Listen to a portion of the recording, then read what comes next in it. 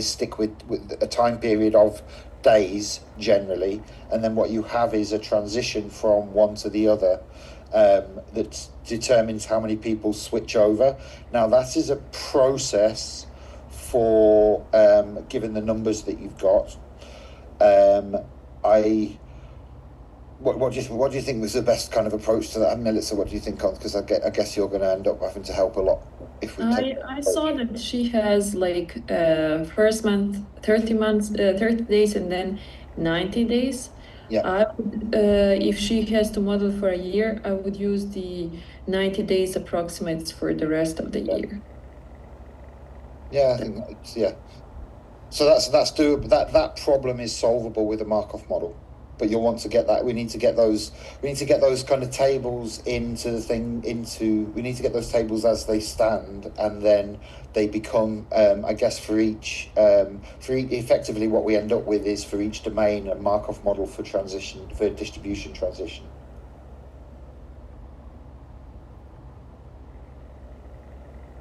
And distribution probabilities would be what? So what she gets for each of these symptom domains is how the distribution of population is at each time period. So if she did them as a Markov model, then effectively what she ends up with as the definition for the symptoms is the levels and then a transition matrix for those levels as time progresses. Mm-hmm. Okay. Because, for example, let me see. Can you see the screen? This is like the hearing loss for the stroke patients, so it's actually found a really good paper that have like a fixed timeline for different severity, even more detailed than this one. But the problem is that is more of like a fixed timeline, and they only select the patient within this time period. They didn't have like follow up for the changes towards later on. Like they don't have follow up like data set. Yeah. So these are all problems that come up with changing them to Markov models. So this you have, and there's a whole like army of techniques for quantifying the importance of that and developing it. So it's possibly interesting for your thesis to go down that route, but I think also it's probably a bit much. Yeah, because I'm just really worried about the data, because I really have to write within this 2 weeks basically, and we don't have any data result out yet. So I just want to know like the most feasible way, because is it possible to just document the severity, and for the timeline we do like prediction in the models, or do I have to document like a separate paper that do so I would, for your the thing is, for your data source, I wouldn't go at this point any more deeper than the table that ChatGPT gives you.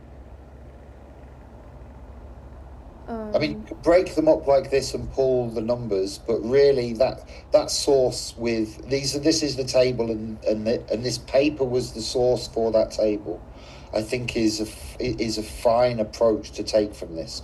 So if that one we had before, where it had I think we did the pain on acute myocardial infarction, that was like 2 days of how that recovery goes in those 2 days of 48 hours or whatever it was.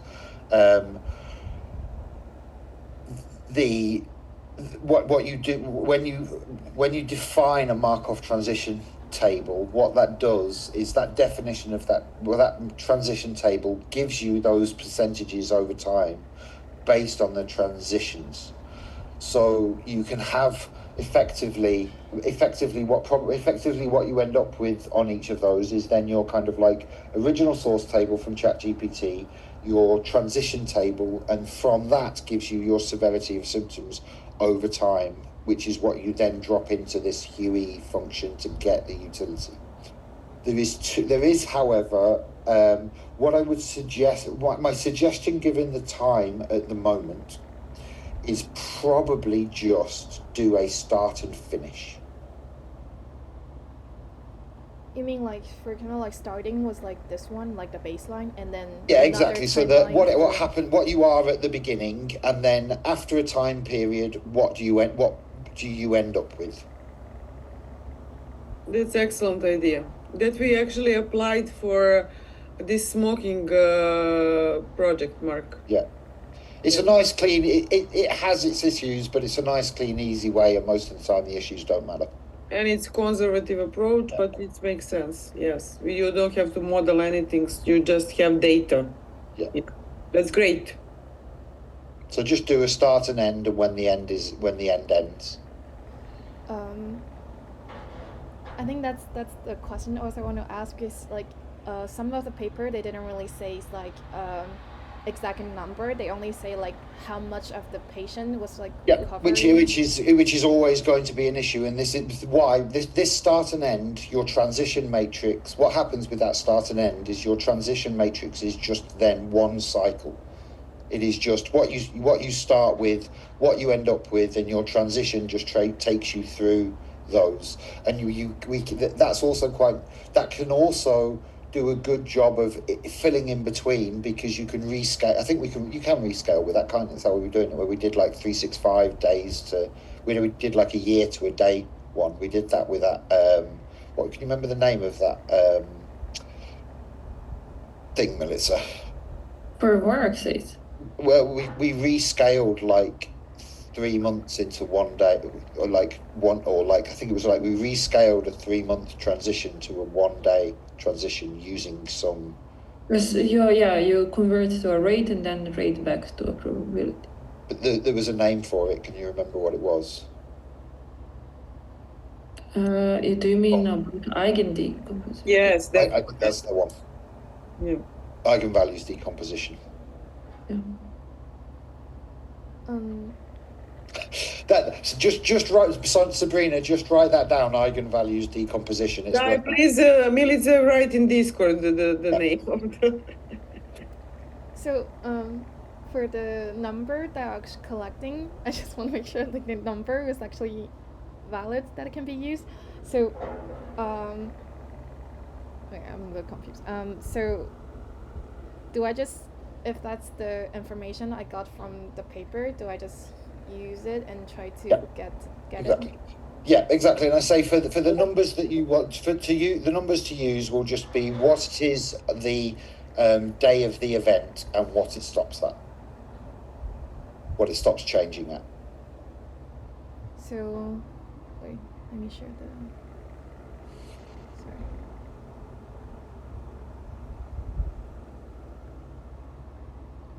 So like this is a good example.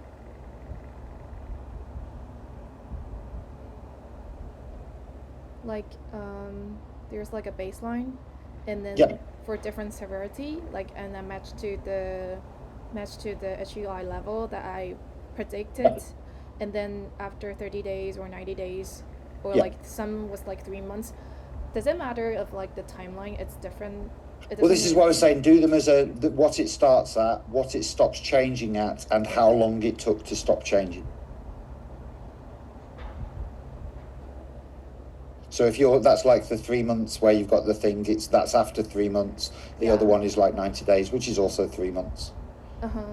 Do I just like, for example, like 90 days, because some of the other domains it's like, I mean, it's up to you how you want to put them in. If you want to put more in, that's fine, but fundamentally what you want is the start and end. And the middle ones might be useful, because when you do this like transition thing, you can check that it's working at 30 days. Because if when you do this eigenvalues, it will, if you take it from the baseline to end, do the eigenvalues to days, when you run that production, it will say what that gave you for the 30 days. If you have the 30 days one on there, you can check that the distribution that's giving is actually correct. So therefore your approach for that approach actually works in that one as a thing. I think that's probably going.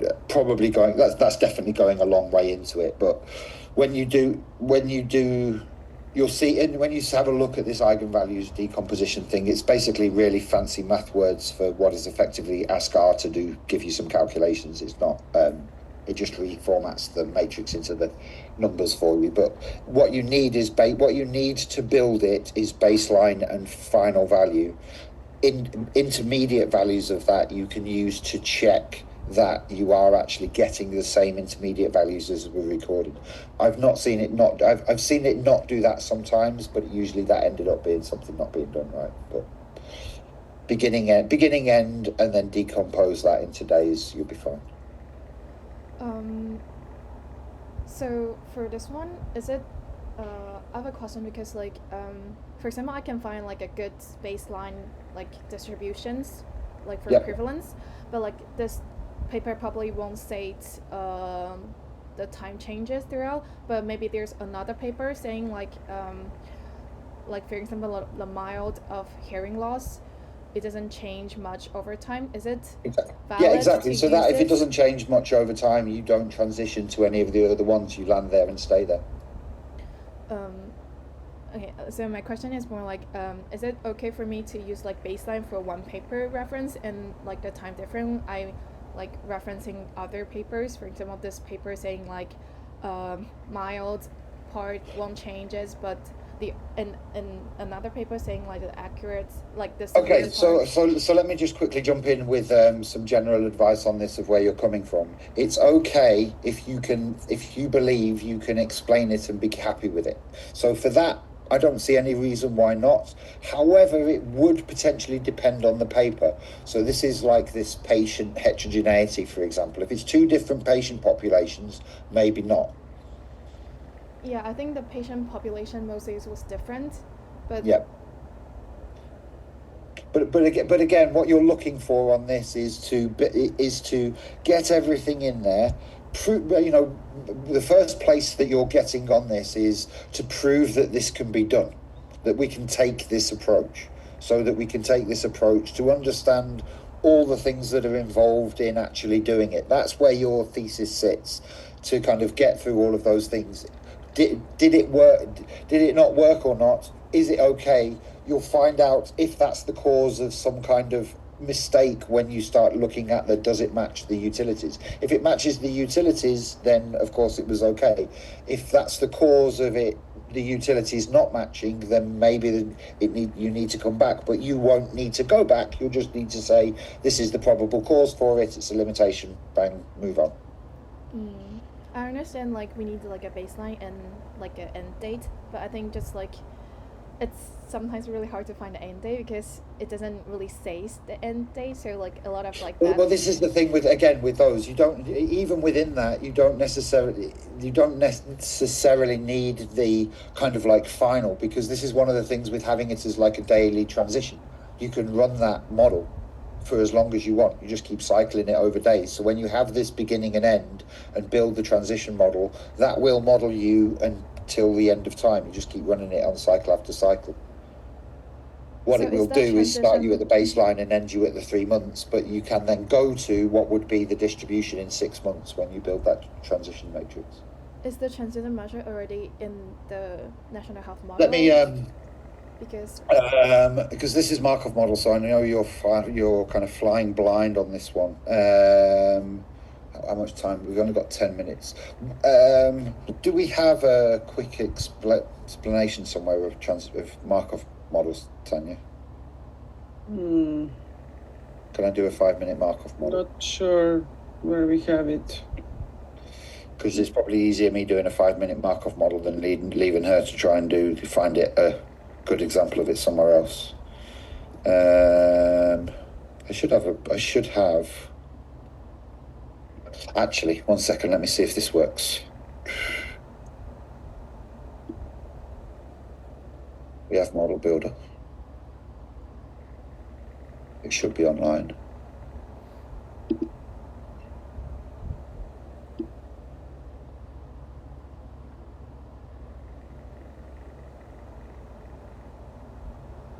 Running counts. Right. Let me put a screen share on. Have I zoomed on? Yeah. Share. Without pretty faces in.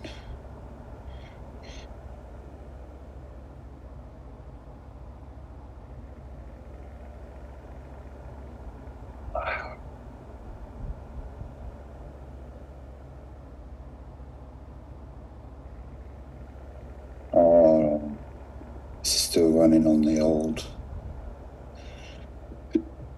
Try again. So this is what this at the top here is what a transition matrix. Can you see my screen? Yeah. So this is what a transition matrix looks like. So these are the states. So this like supported chronic illness is like this guy here. So these are these are like your mild, moderate, severe states. And then what you have in the transition matrix is over your time period, how many people from one state move into another state. So this, for example, is each cycle length on this, 75% of people who are in this supported chronic illness stay in supported chronic illness. 5% of them go to relapse, 15% of them die, 5% go to end-stage disease. So this is a Markov transition matrix. This is what that looks like as a picture when you do events, for example. Oh, I guess it doesn't. I don't know how much of this is. When you do them as a table over time, what you have is how many people start in a particular stage and then how do they move over each time. You run them through that matrix, gives you how it changes over time. So that's my 3-minute Markov model introduction. So very, very powerful tool. Most of health economics uses this stuff on pretty much every single submission. You'll see them when you look at those TAs, pretty much everyone they do, especially on the cancers, are all based on this. Cancers tend to be 3 states: progression-free, progressed disease, and dead. You tend to have with the cancer models. Yours are mostly going to be severe. There's very, very good examples with this in rheumatoid arthritis. I know for a fact there's a lot of those published models on those for rheumatoid arthritis states, where they basically define the states as the severity of the disease. So we do need like a starting point and endpoint, and in between the model we just like calculated for it. And yeah, exactly. And okay, I just want to double check with the endpoint because sometimes it just doesn't really have like a documented, like for example, like the number of the patients or how much it was distributed in this period. It just say like some part of this people recover, some other people don't. And I'm sure like, because I think it will be more rigid if we use the same paper to consider the circumstances over time, because I don't think it's very useful to use different paper for the timeline. It depends where you're coming. So sticking within one paper definitely makes your life a lot easier. So if you have a single paper you can run with that pulls in there, because you don't need to consider any of the patient heterogeneity and stuff like that. If you need to supplement something with something else, that's again is always useful. You absolutely do not need to get into this systematic review type thing. So for a lot of this stuff, when it comes to submission, you have because the thing with a systematic literature review, so a systematic literature review would basically puts loads and loads of effort into making sure a number is good, but each one is a whole master's thesis to itself. Yeah, that's I think that's why I'm like worrying about the number. Yeah, so that isn't something you need to worry about at all. You're not working to prove beyond any reasonable doubt the numbers you have used are good numbers.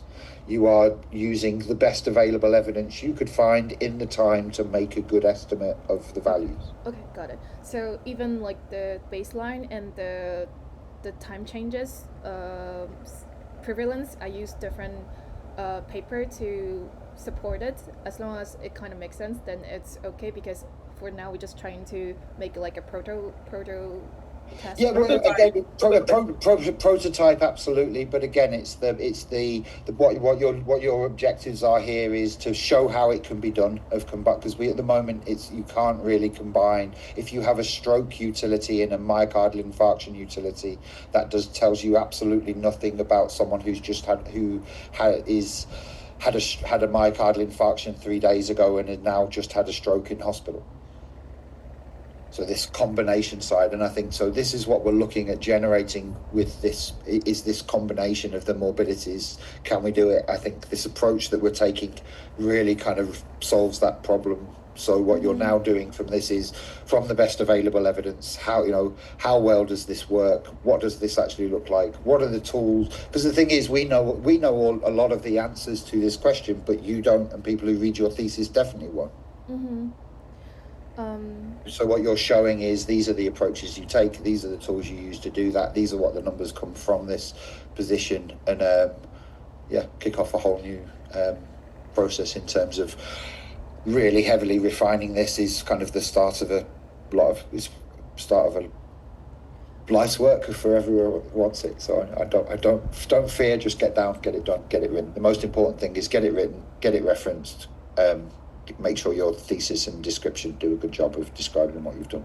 Okay, I have a question towards like the overall like the whole comobility like for my thesis, because for example my understanding for now is like I collect the prevalence for everything and we calculate the utility out of from the equations for the HUI3.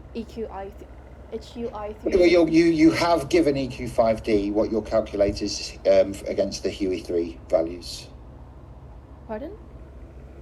You won't be collecting so EQ5D is a different questionnaire to this HUI3.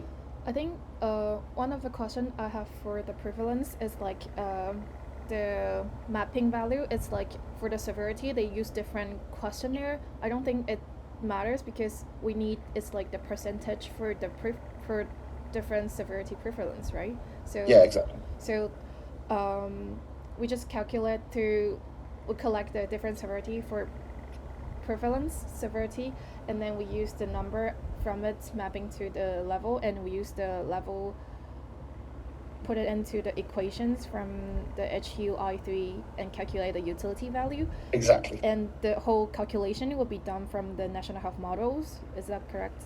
Yeah, so you'll build a lot of this into your R. So that I already sent you kind of like this initial one that gave us distributions of patients of different levels against what you did with the hearing loss. So we just extend that to all of the other data that you're collecting now that we know that we can run that out. So there's absolutely the way you described from there, and we'll get the R stuff in with this and the visualization for it.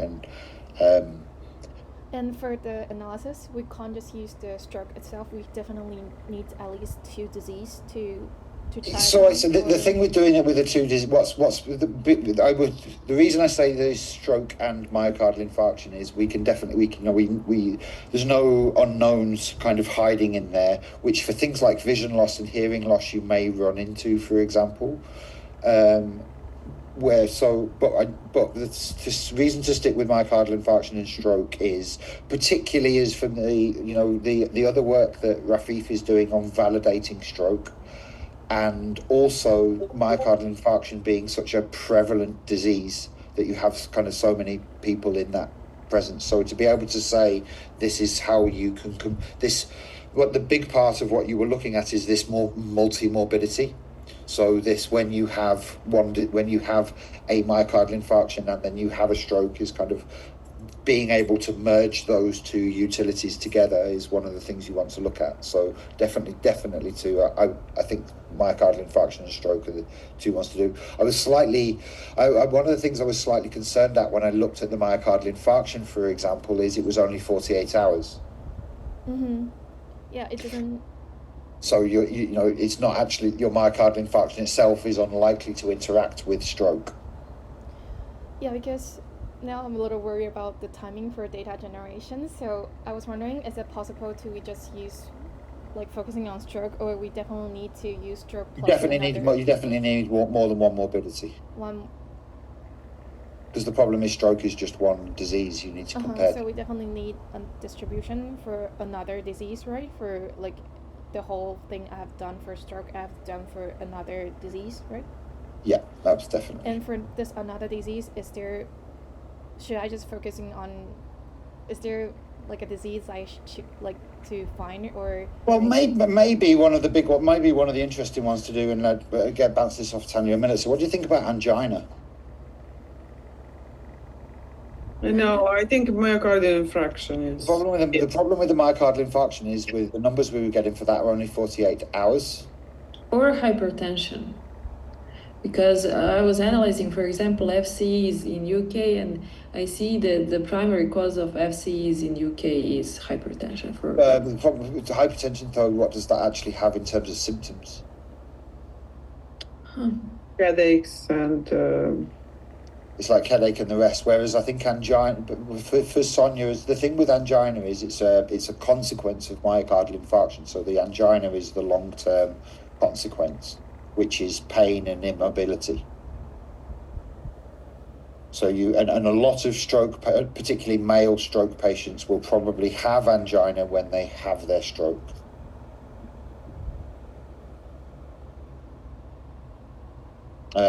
Let me do a ChatGPT question on the reason I say that is when we did this table for the myocardial infarction, particularly the pain was only lasting 48 hours, what Sabrina's trying to look at is like when you have the two events, the symptoms of the two diseases overlapping.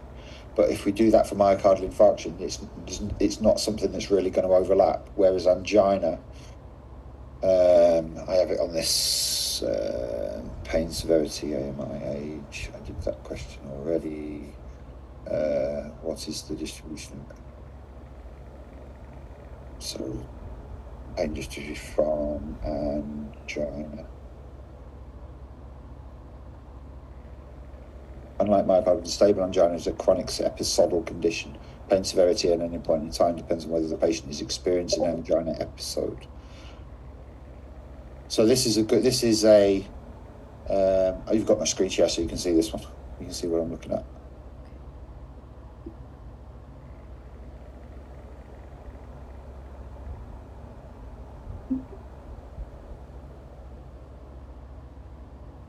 So this is 10% moderate, 2% severe pain from their angina on year-long symptoms. So you will have crossover with these guys and people having stroke. So should I focus on this for the other data sets? Yeah, I'd say angina for this one. It definitely it's also clean because it doesn't have things. It's not going to have things like vision loss and hearing loss and the rest. It's mostly, I think, angina is mostly pain and mobility and emotion. But doesn't I still have to collect the distribution for the? Yeah, but just do them this same way. Just for those distributions, just ask ChatGPT these questions and grab these tables. Don't spend huge amounts of time trying to recreate these numbers other ways. You've got them from ChatGPT. That is, having these perfected isn't particularly your goal. So as long as you've got something that's rational and has a publication type thing pulled against it with where they came from. Mm-hmm. Absolutely nobody's going to be diving that deep in and saying, is this 63% in this publication from this reference that you've pulled out? That's not the kind of thing. What's more interesting is you've got the numbers, do they work? What outcomes do they give? But isn't in the methodology I still have to explain how I got the data from, because that's this is what I was saying for the thing. For this process, this is as the methodology. I don't see any reason why you can't write this as your methodology. Okay. So it makes everybody's life easier to have this. And one of the things I was also saying for your thesis is I would, from this, compare it with the hearing loss that you already did. So did ChatGPT, is the one where, if you take this approach for the hearing loss, was what ChatGPT better or worse, or how did it do compared with the time you put into developing that data collection from the...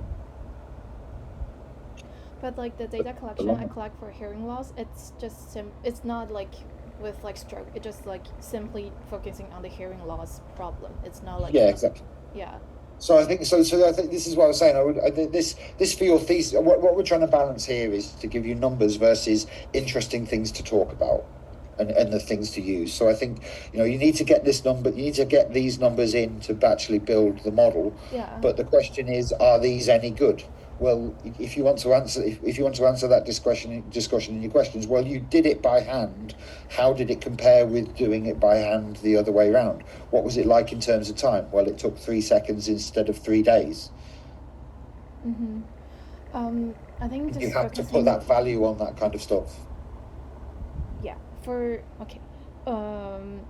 If we just focusing on the prevalence we have so far for utility value, for example, like weighing towards like the building a model, is there like support from it? Because I don't think I have time to do everything within time period, because I'm really worried about the time that I have left. Yeah. Well, this is what I say. So get these in. Get this on from here. We can definitely help against the eigenvalue decomposition, Markov model transition things. And what we need for that is distribution at the beginning, distribution at the end. Distribution, yeah, that's what I thought. And for two disease, stroke and the Angina. AMI. Yeah, so stroke, angina, and for the eight domains for those Okay. things. 16 ChatGPT questions plus anything else you've got from the references. But I think we're probably just going to go with the ChatGPT questions. I think we'll just run with that for the models. So this is your start, this is your end. Which, looking at these, is basically it stays the same. A little bit of recovery. Okay. For data analysis, for example, we calculate out of the utility value for it, but I'm not sure how the data result will come out as. Is it supposed to be like a distributions for? No, so what you'll get when you do them with the distributions is you'll have like your patient, but what you actually get to the end is a utility for an angina patient. Using this approach, utility for an angina patient, utility for a stroke patient. But that's using your methodology. You then already have, because I've seen them, a utility of a stroke patient estimated using the EQ5D questionnaire. Mm-hmm. Are they similar, different? And if you look at different, because you've got like the different patient subpopulations, is it more than, or that this, like we were saying with this, you can move your levels up and down. If they are different, is it different within your range that you already calculated? So, you said your actual value for this could be, say, for example, you've got 0.8 to 0.95 is your range that it could be. If the EQ5D measure is 0.85, then it's well within your range. If the EQ5D level is 0.6, then something's gone wrong somewhere, your symptoms aren't severe enough. Okay. But this analysis also need to done in a model, like to... Well, no, so you just do them at the comparison at the end. So you have those, because like you were saying, just reports the final value. Okay, so what you do is just compare your final value with the ones you found in the literature. So for example, for the literature, they might have mentioned like the population, and that is it possible to use the model to just select I guess like the utility value calculated from the national health model should match with the circumstances? Well, kind of. So we have all of those utilities already within the national health model with the references for them. What I would really aim for on time is we're on like the 4th of August now. Yeah. You really want to be reaching the point where by the end of next week you have utilities estimated for those two diseases. Yeah, that's what I thought as well. And then that gives you the rest of your time to do whatever you want in exploring and writing up and saying where issues could be and what works and what doesn't work and all the exploratory side of that. And I think reaching that point with putting these into ChatGPT and giving those is fine, because the transition tables are really just a drop that copy and paste in the R stuff for those. It's the getting the values and copying them around and trying to understand that takes the time. I just want to double check with the utility value again. So I'm not sure like if we're doing the validation part, like for the stroke and the other AMI we do for the distribution, we definitely we'll get like utility value for stroke and AMI. Yeah. Like, and then for the validations, like are we compare like this utility value? I'm not sure how. Do we need to find like a paper stating like for the stroke patients they use like EQ5D to get out the utility value and just compare some like EQ5D utility with this HUI3. Yeah, I think that's all you'll need to do, particularly. I can't tell you what that result will look like before, because I haven't seen this done before, so I don't know exactly what the results are going to look like. But to compare these two utility value, Absolutely, that's the thing to do. Yeah, absolutely. Does it have to be like certain stroke or certain? Because I don't know how will that be related to the comorbidity part of our thesis. It just it's the first part. So there's two parts. The first one is, does this work against the? There's two parts, because it's all very well saying this lets us do. It's all very well saying this lets us do multimorbidity, but we also need to show it lets us do single morbidity, and that it's compatible with what's being done already. So I think that's important. I think that's important for the how does what you're doing compare with what's being done already. I think just to take those existing and compare, and that's just then a discussion point. And again, back to this higher and lower in your levels is where you'll do the comparison. So you'll have, and maybe you have different different types of stroke patients have different types of utilities. You can do the same sort of thing from in yours. So because stroke is not just one utility; it's a range. Some of them have severe stroke, some of them have mild stroke.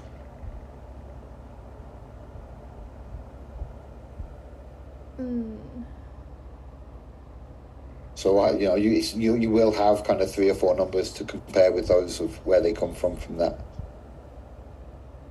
But when you do these with this way, what you should generate from the stroke is patients with mild and stroke, mild and severe, and the different types. So, but again, that kind of analysis you'll need to do when we've got the model with the utilities, and I don't think we can guess much at the moment what that'll look like until we have kind of like the final numbers out and things working. I suggest that Sabrina start with making this table with the start and the base, the start value and the finish value. Mm-hmm. Yes. So, and then please send us that table, and we will do this Egan composition, whatever the name of it is. So that's actually the plan. Okay. Yeah. So as soon as you have this table, we can start making another data for you, which will actually be your final data. Okay. So that's how you can explain to your supervisor tomorrow or whatever. Because I think I can done the stroke one for today, and I'll send it to you through the Discord, or should I put it on the share? Discord. Yeah, you can put it on Discord. Yes. Okay. Discord and share it. Put it on the share so we can find it later. Put it on Discord. Yeah. Too. Okay. Yeah. So we know that you finish it, So, because we need to jump to another call soon. Okay. I think that's mainly the concern for the data collection. Okay, I got it. Okay. Yeah, day by day, because that's how we should be actually. If having some small aims, it's better than.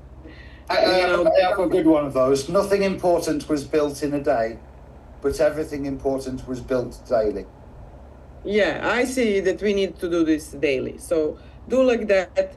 Come back again to us tomorrow, or it's better that we do like this instead of doing 2 hours long meetings. Yeah. Okay. Perfect. Okay. We need to go now, guys. Sorry. Thank you guys. To so another much. call. So talk to you tomorrow, and let us check what you have sent us later. Okay. Thank you so Great. much. Thank Thank you. you. Bye. Thank you. Bye bye. Bye.